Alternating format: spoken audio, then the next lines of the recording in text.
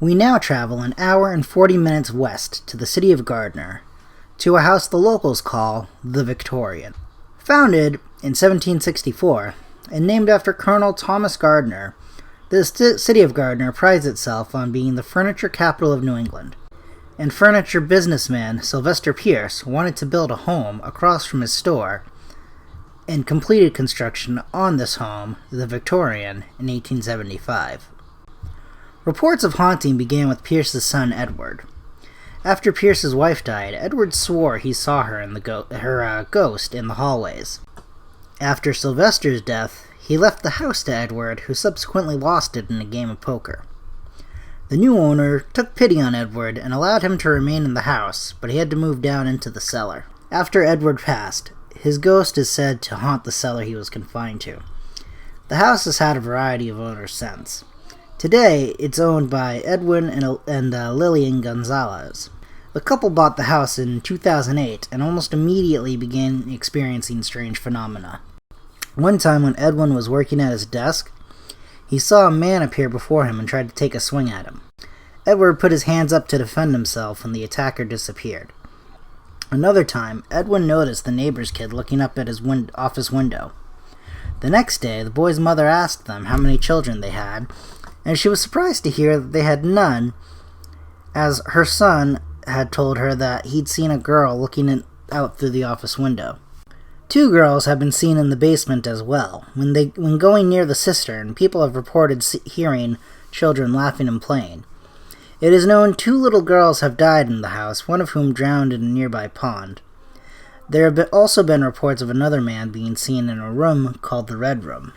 According to the story, a man had solicited a prostitute when she angered him and he murdered her, all this taking place in the Red Room. According to the Gonzalez, women who visited the room have often had trouble breathing while men experienced nothing. At one point, they actually brought in a medium who, after entering the Red Room, attacked a female member of her investigation team. When she was calmed down, she claimed she was possessed by the man, and the woman she attacked reminded him of the prostitute he murdered. Eventually, even Lillian began to feel attacked by a presence that made it difficult for her to breathe while she was in the house. When this happened, she would go back outside and feel fine. Tired of the paranormal activity, she and Edwin moved out of the house, although they still own it to this day. And from there, we're going to travel an hour 20 minutes southwest to our final destination, a town called West Springfield.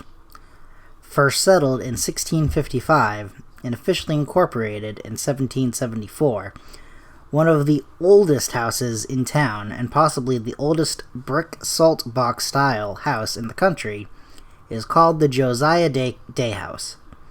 Josiah Day first built the house around 1754. At the time, the land was considered to be within the city limits of Springfield. Day was one of many petitioners who wanted to separate from the city and form a separate community. While Josiah died in 1770, his dream was realized 4 years later, and West Springfield became its own town. After his death, the house passed on to his son Aaron Day, who along with his cousin Luke used the property to help train soldiers during Shays' Rebellion. In 1810, Aaron built an addition to the house so his son, also named Aaron, could move his family into the building. The house remained in the family for a total of 148 years, until it was finally sold in 1902 after the death of Lydia Day. It would be sold, and forgive my pronunciation, to the Ramapogue Historical Society. Since then, visitors have reported seeing spirits and strange occurrences. As recent as 2019, it was investigated by the Agawam Paranormal Society. The Agawam Paranormal Society was founded by husband and wife Rob and Hope Goff. It is an all-volunteer organization, and they have investigated over 250 homes, businesses, and various other historical locations. Using equipment like electromagnetic energy meters and various audio recording devices, the group did get some unusual readings. At the end of the investigation, Goff suspected there were at least 4 spirits, a woman and 2 children who were not identified. However, one spirit is believed to have been the pastor, who was known to frequent the house during Josiah and Aaron Day's time.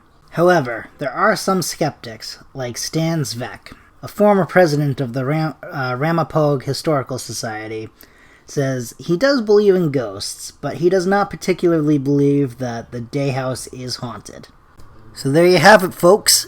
Just some of the few locations across Massachusetts said to be haunted that you can explore. Join me next time as I take you through some of the haunted locations of New Hampshire. And if there are any locations you'd like me to cover, go to the Facebook page, Haunted American Road Trip, and let me know in the comments on the posts. Or you can send me a message through there as well. So if you enjoyed the podcast, I don't have a Patreon, at least not at this point. But like I said, you can help support it by purchasing some children's clothing through Sword Time Apparel.